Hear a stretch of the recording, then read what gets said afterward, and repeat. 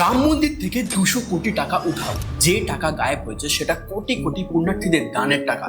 প্রণামীর টাকা দিনের শেষে একটা সিক্রেট রুমে নিয়ে যাওয়া হয়। সেখানে রাম মন্দির ট্রাস্টের 50 জন সদস্যের একটা টিম থাকে, যার মধ্যে 24 জন টাকাগুলো গোনে।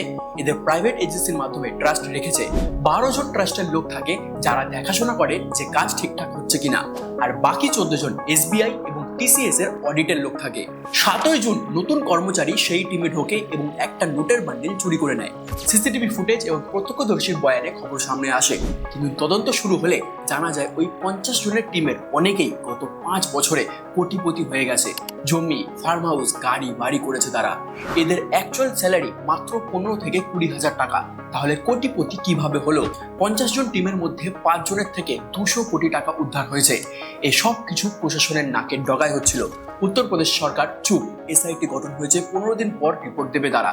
এখনো কোনো এফআইআর দায়ের হয়নি, কিন্তু এত ভক্তবৃন্দ মানে শ্রদ্ধা থেকে যে টাকা সম্পত্তি দান করে সেটা কিছু লোকে ভোগ করছে ব্যক্তিগতভাবে, এবং সেটা চলছে গত 5 বছর ধরে।